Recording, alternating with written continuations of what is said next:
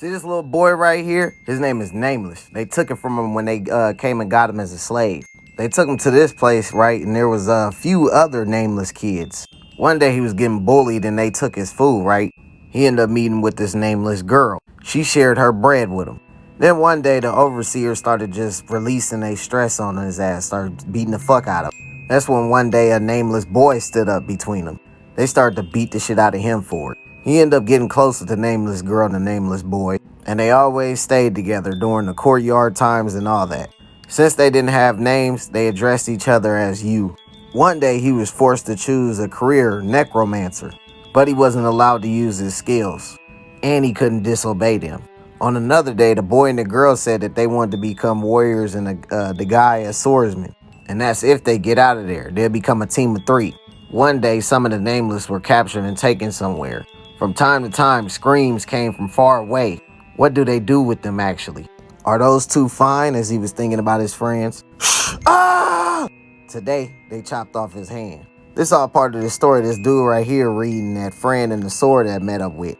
As they riding on this dead-ass wyvern, dodging and fighting these damn things that's coming from this island that's floating. Just to get up to this dungeon. When they get on the second floor, right, he told them about this ghost that can give them appraisal disguise, which is if somebody tried to see what level they on and shit, they can disguise it and make it seem like they weak or strong as hell. So they was with that shit. They go out there and fight the motherfuckers. And he decided to take a break and get back to the story. So September 10th, 3616, he lost his right arm and he couldn't write for real with his left hand. But he's been practicing. He doubts anybody gonna read this though. On the 11th of September, he barely was having free time with the other 2 nameless kids, and he felt like the number of kids has been decreasing. He met him after a long time only to see his right eyes gone, and her body was also full of injuries. He was pissed. He was hurt that the motherfuckers did that shit to his friends. He don't even understand what he did to deserve that shit. September 17th, it was very quiet. He was wondering, was today their off day for their experiments? He was wondering, is he the only one remaining in this God-forsaken place? He wanted to see the nameless him and her again. He missed him so much. On September 18th, they cut off his feet that day. He couldn't help but cry every time he had thought about not being able to walk again. He overheard the researchers earlier. Apparently, this is a facility in Letus.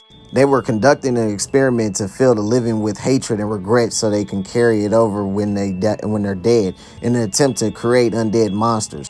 The reason they chopped off all his limbs to see if he could regenerate them back after becoming an undead. He was pissed. He had to endure all that just for something like that. September 20th, 3616, the day is finally here. They placed him in the middle of a magic circle and began injecting him with hatred. He wondered if this hatred came from the other children that died here. Are his and her hatred among all them as well? But the moment was about to be engulfed by the magic circle shine.